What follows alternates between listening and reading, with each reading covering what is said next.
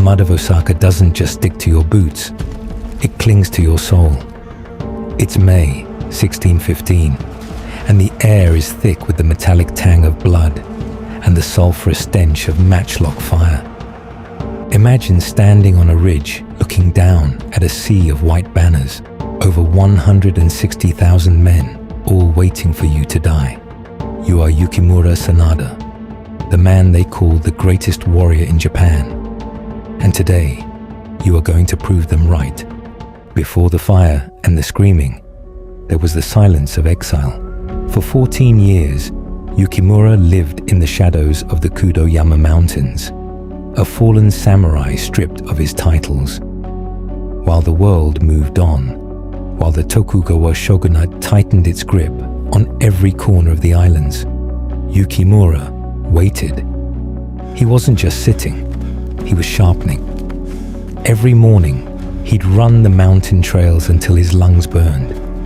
Every afternoon, he practiced the Jumonji Yari, the cross spear, until the wood felt like an extension of his own bones. He knew the peace was a lie. He knew the storm was coming, and he knew he was the only one who could stand against it. When the summons finally came from the Toyotomi clan in Osaka, Yukimura didn't hesitate. He slipped past his guards in the dead of night, a ghost in the moonlight, and rode for the last fortress of the old world. He wasn't just a soldier, he was a symbol. To the young men in Osaka, he was a legend returned from the grave. To the Tokugawa, he was a nightmare that refused to stay buried. He arrived at the gates of Osaka Castle and saw a mess. The commanders were bickering, the defenses were full of holes, and the men were terrified. Yukimura didn't give a speech. He didn't ask for permission. He walked to the most vulnerable part of the southern wall, a spot where the enemy would surely strike, and he began to dig. He built a fortification that would haunt the Tokugawa for centuries, the Sanada-maru. It was a crescent-shaped death trap, a masterpiece of engineering made of wood, earth, and pure defiance. If this story is already giving you chills, hit subscribe. We do this every week. The Winter Siege of 1614 was a bloodbath. Thousands of Tokugawa soldiers charged the Sanada-maru, thinking they could crush this shabby exile with sheer numbers. They were wrong. Yukimura stood on the ramparts, his crimson armor glowing like a dying star in the winter sun. He didn't just command, he danced with death. He waited until the enemy was so close he could see the sweat on their faces. Then, fire. A wall of lead tore through the front ranks. The Tokugawa retreated, leaving the ground redder than Yukimura's armor. But war isn't just fought with spears, it's fought with lies. The Tokugawa patriarch, Ieyasu, realized he couldn't take the castle by force, so he offered a truce, a fake peace. He promised safety if the Sanada-maru was torn down. The Toyotomi leadership, soft and desperate, agreed. Yukimura watched in silent rage as the very walls he built to save them were leveled to the ground. He knew then. This wasn't going to be a victory, it was going to be a funeral. By the spring of 1615, the Tokugawa returned to finish the job.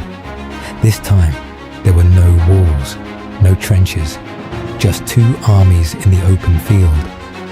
The odds were 10 to 1. Most men would have surrendered. Most men would have fled. But Yukimura Sanada wasn't most men.